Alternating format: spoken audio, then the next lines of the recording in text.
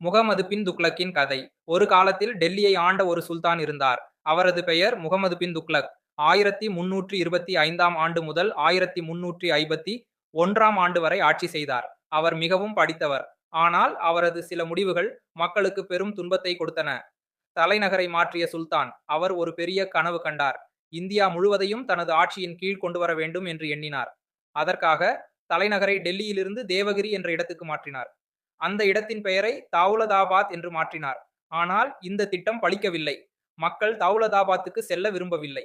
பலர் ஒளிந்து கொண்டனர். சுல்தான் கோபமடைந்து, எல்லாரும் டெல்லிக்கே திரும்புங்கள் என்று கட்டளையிட்டார். அந்த நேரத்தில் மொராக்கோ நாட்டைச் சேர்ந்த இபின் பதூதா என்ற பயணி இந்தியாவுக்கு வந்தார். அவர் டெல்லியை பற்றி எழுதியதாவது: அந்த நகரம் காலியாக இருந்தது.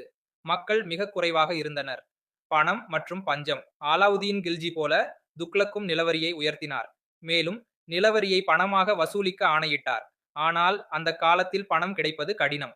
எனவே செப்பு நாணயங்களை அச்சடித்தார். ஆனால் கள்ள நாணயங்கள் நிறைய வந்துவிட்டன. வெளிநாட்டு வணிகர்கள் வியாபாரத்தை நிறுத்தினர். சுல்தான் தன் தவறை உணர்ந்து மீண்டும் தங்க வெள்ளி நாணயங்களை வழங்கினார். ஆனால் அரசுக்கு நஷ்டம் ஏற்பட்டுவிட்டது. விவசாயிகளுக்கும் பிரச்சனை வந்தது. நிலவரி அதிகமாகியதால் அவர்கள் கிளர்ச்சி செய்தனர். சுல்தான் அதை கொடூரமாக அடக்கினார். பல விவசாயிகள் வயலை விட்டு ஓடிவிட்டனர். அதனால் பஞ்சம் வந்தது. கிளர்ச்சிகள் மற்றும் வீழ்ச்சி.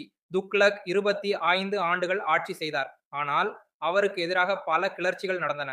அவுத், முல்தான், சிந்து போன்ற இடங்களின் ஆளுநர்கள் தன்னாட்சி கோரினர். தென்னிந்தியாவில் புதிய அரசுகள் தோன்றின.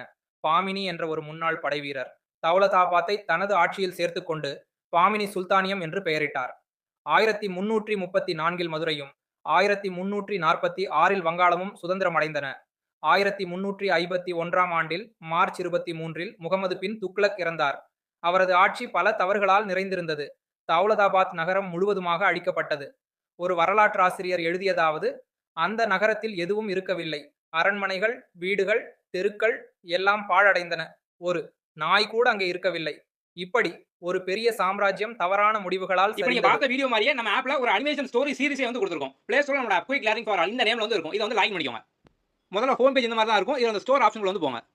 சோ வரிசையா எல்லா சீரிஸும் இருக்கும். இதுல வந்து டிஎன்பிஎஸ்சி அனிமேஷன் ஸ்டோரிஸ் இதுக்குள்ள வந்து போங்க. இதுல அந்த கண்டென்ட்குள்ள வந்து போங்க. So all content. நம்ம இந்த மாதிரி ஒவ்வொரு டாபிக் வைஸா வீடியோ கொடுத்துருப்போம். ஸோ அந்த வீடியோ பேஸ் பண்ணி அடுத்து பார்த்தோம் அப்படின்னா ஒரு குவிஸ் வந்து இருக்கும். ஸோ நீங்கள் வீடியோ ஃபுல்லாக பார்த்து முடிச்சு எல்லாம் ஸ்டோரி அனிமேஷன் இருக்கும். ஈஸியாக வந்து அண்டர்ஸ்டாண்ட் பண்ணிக்கலாம். அதை பேஸ் பண்ணி டெஸ்ட் நீங்கள் வந்து எழுதலாம். இதே மாதிரி வந்து நிறைய டாபிக் கொடுத்துருக்கோம். ஸோ தொடர்ந்து பார்த்தோம் அப்படின்னா வந்து ஆப்ல அப்லோட் பண்ணிட்டு வந்து வரும். ஸோ நீங்கள் எல்லாமே பார்த்தோம் அப்படின்னா ஒவ்வொரு வீடியோக்கு அப்புறம் அதை பேஸ் பண்ண குவிஸ் வந்து இருக்கும். ஸோ நீங்கள் வந்து ஈஸியாக பார்த்தோம் அப்படின்னா வந்து ஒவ்வொரு டாப்பிக்கும் ஸ்ட்ராங்காக வந்து படிச்சு முடிச்சிடலாம். நம்ம வேலிடியும் பார்த்தோம் அப்படின்னா ஃபிளெக்சிபிளாக வந்து கொடுத்துருப்போம். 1 மந்த், 3 மந்த், 6 மந்த் இந்த மாதிரி இருக்கும். உங்களுக்கு எது வேணும் எதுவும் சூஸ் பண்ணிக்கலாம். ஓகே.